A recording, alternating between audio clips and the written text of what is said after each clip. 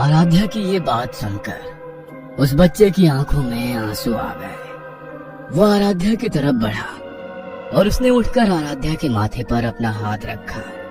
तभी आराध्या को कुछ ऐसा पता चला जिसे जानकर उसकी रूह कांप गई।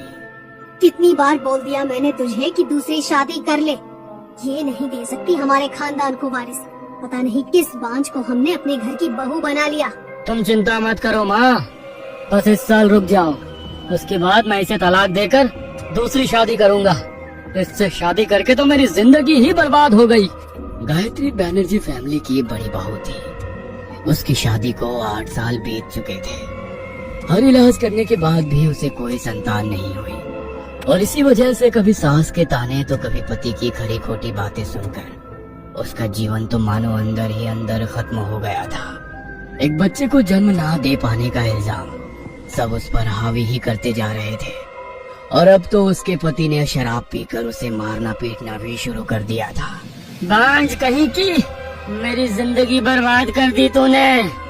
आज तो मैं तुझे जिंदा नहीं छोड़ूंगा, मार डालूंगा तुझे। ये क्या कर रहे हो आप? छोड़ दो मुझे। श्याम ने कसकर गायत्री का गला दबा दिया। तभी उन दोनों के चीखने चिल्लाने की आवाज सुनकर घर के लोग वहाँ पर आ गए और जैसे तैसे गायत्री को श्याम से छुड़वाया। तेरा दिमाग तो खराब नहीं हो गया है? इसे मार कर खुद जेल जाना चाहता है क्या? ये मनहूस खुद तो मर जाएगी लेकिन तेरी जिंदगी खराब करके जाएगी। गायत्री की सास ने उसके बाल पकड़कर उसे जोर से धक्का दे दिया और फिर से वही ताने देकर उसे कमरे में बंद करके चली गई। अब यही जिंदगी चल रही थी गायत्री की। तभी कुछ दिनों बाद खबर सुनने को मिली कि गायत्री की देवरानी पेट से है और जब बड़ी बहू के होते हुए छोटी बहू पहले गर्भ से हो तो उसे मिलने वाले तानों की संख्या अब और भी बढ़ गई। वो जानती थी कि अगर उसने बच्चे को जन्म नहीं दिया तो उसका पति उसे तलाक दे देगा और उनके अलावा इस दुनिया में उसका कोई और नहीं था। माता पिता का ध्यान तो उसकी शादी के कुछ समय बाद ही हो गया था और भाई बहन के नाम पर कोई नहीं था। जब डॉक्टरी इलाज से कुछ नहीं हुआ तो वो घर वालों से छिपकर एक सिद्ध तांत्रिक के पास गई। तेरी परेशानी मैं अच्छी तरह समझ रहा हूँ लेकिन मैं इसमें तेरी कोई मदद नहीं कर सकता। लेकिन एक साधना है जिसे अगर तू साध ले तो वो तेरी हर ख्वाहिश को पूरी करेगा। क्या साधना बाबा? तुझे कच्चा कलवा को साधना होगा। कच्चा कलवा? लेकिन ये क्या होता है बाबा? जिन बच्चों की मृत्यु 9 साल के अंतराल से पहले हो जाती है उन्हें कच्चा कलवा कहते हैं। उनकी साधना करके उनसे जो चाहे वो सब कुछ प्राप्त कर सकते हैं।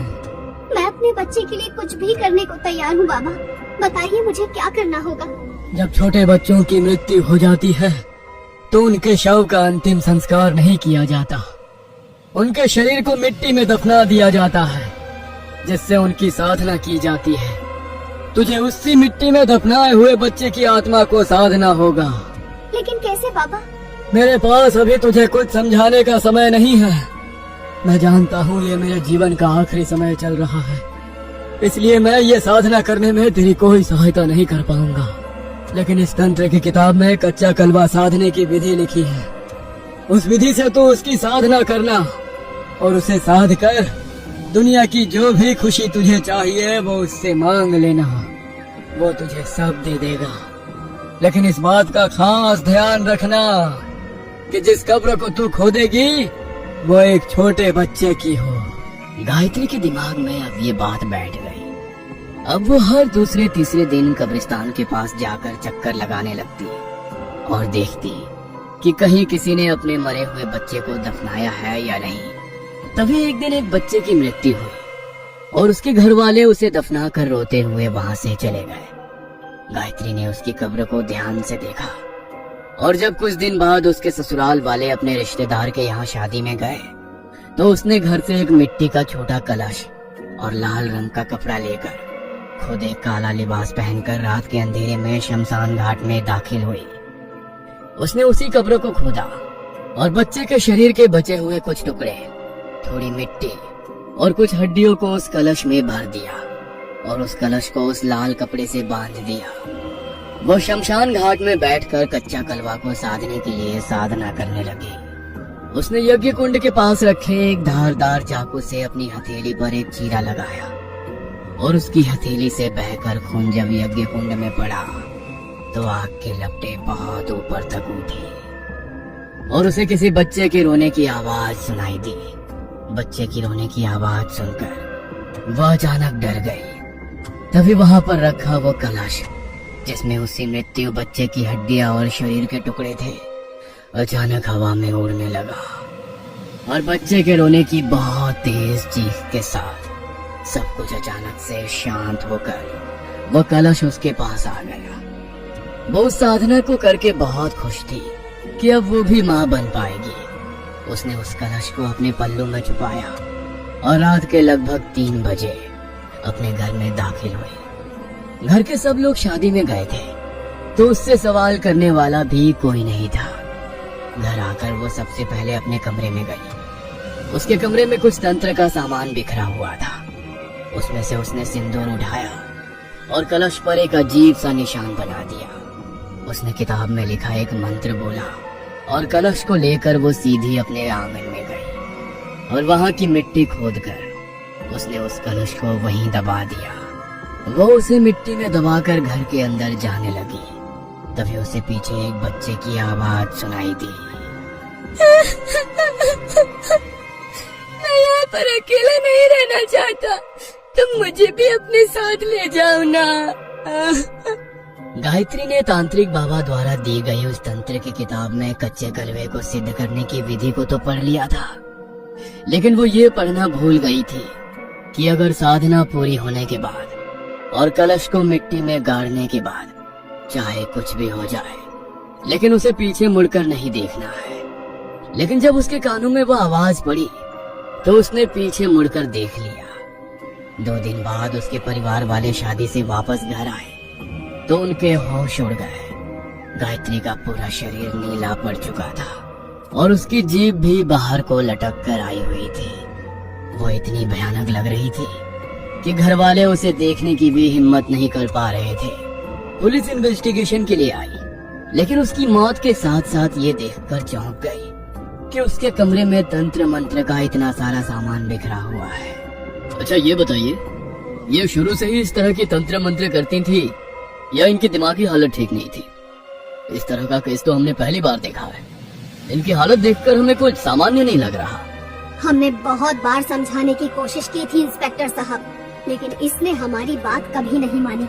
पता नहीं हर समय बस इस काले जादू में ही लगी रहती थी, इसी ने इसकी जान ली है। देखिए इनकी जान किसने ली है और किसने नहीं वो तो हम पता लगा ही लेंगे। रघु, बॉडी को पोस्टमार्टम के लिए भेज दो। पोस्टमार्टम रिपोर्ट आई तो उसमें पता चला कि अचानक दौरा पड़ने के कारण गायत्री की मौत हो गई। लेकिन जैसी उसकी हालत थी उसे देखकर इस बात का कोई भी यकीन नहीं कर पा रहा था। लेकिन उसकी मौत के बाद उनके घर में अजीब अजीब हादसे होने लगे। कभी घर वालों को घर में गायत्री की आत्मा दिखाई देती तो कभी एक छोटे बच्चे की। गायत्री को तो सब जानते थे, लेकिन वो बच्चा कौन था कोई नहीं जानता था। सुमित्रा ने घर में शांति के लिए पंडित जी से हवन करवाया। मैं हवन करके घर का शुद्धिकरण तो कर दूंगा और आपकी बहू की आत्मा को भी मुक्ति दिला दूंगा, लेकिन उसके साथ साथ इस घर में एक कच्चे कलवे की भी आत्मा है, वो यहाँ पर बंध गई है। अगर अपनी जान की सलामती चाहते हो तो इस घर को छोड़ दो और कहीं दूर चले जाओ। वो लोग उसी दिन उस घर को छोड़कर चले गए, लेकिन उसके बाद जो भी वहाँ पर रहने के लिए आया उसे उसी बच्चे की आत्मा दिखाई देती।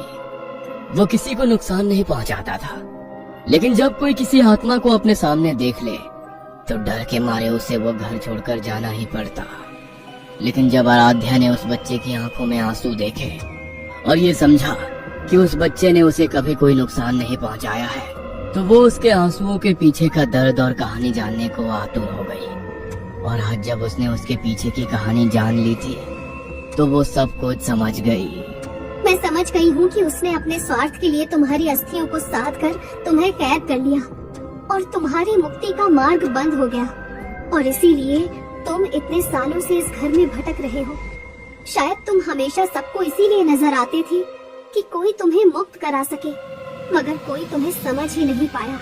लेकिन मैं तुम्हें और परेशान नहीं होने दूंगी। तुम मुक्ति के लिए तड़प रहे हो, मैं चाहती हूँ कि तुम्हारी मुक्ति हो और तुम फिर से इस दुनिया में एक बच्चे के रूप में जन्म लो। आराध्या अब उसकी कहानी जान चुकी थी और वो नहीं चाहती थी कि वो और सालों तक इसी तरह तड़पता रहे। उसने सब कुछ मोहित को बताया, लेकिन उसने फिर से उसकी बात पर विश्वास नहीं किया। तो वो सीधे मंदिर के बड़े पुजारी जी के पास गई। जिन बच्चों की आत्माओं को कच्चा कलवा साधना करके कैद कर लिया जाता है, उनकी मुक्ति इतनी आसानी से नहीं होती बेटी। उसकी मुक्ति के लिए 21 ब्राह्मणों को एक साथ घर में बैठकर यज्ञ करना होगा, तभी उसकी मुक्ति हो पाएगी। उसकी मुक्ति का जो भी मार्ग है आप कीजिए पुजारी जी। आराध्या ने घर पर पूजा रखी। पहले तो मोहित इस बात पर बहुत गुस्सा हुआ, लेकिन जब उसने यज्ञ होते देखा और अपनी आंखों के सामने उस बच्चे की आत्मा को मुक्त होते हुए देखा, तो उसे आराध्या की सारी बातें समझ आ गई। ब्राह्मणों ने आंगन में गड़े उस कलश को निकालकर उसे यज्ञ कुंड में प्रवाहित कर दिया।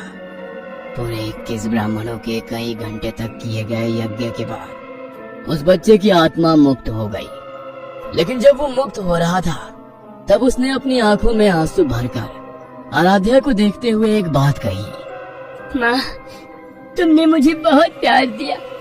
मैं तुमसे वादा करता हूँ, मुक्त होकर मैं तुम्हारे पास वापस जरूर लौटूंगा। आराध्या की आंखों में भी आंसू आ गए और वो एक रोशनी बनकर आकाश में कहीं ओझल हो गया। डॉक्टर ने तो ये कह दिया था कि आराध्या कभी माँ नहीं बन सकती, लेकिन जिस दिन वो बच्चा मुक्त हुआ था, उसके ठीक 9 महीने बाद आराध्या ने अपने बेटे को जन्म दिया। वो समझ गई थी कि वही बच्चा लौटकर उसके पास आया है। उसके दुलार के लिए तरसता वो बच्चा अब उसकी गोद में खेलकर खिलखिला रहा था। और डॉक्टर भी आराध्या का ये मिरेकल केस देखकर हैरान थे, लेकिन इसके पीछे की सच्चाई तो सिर्फ आराध्या ही जानती थी।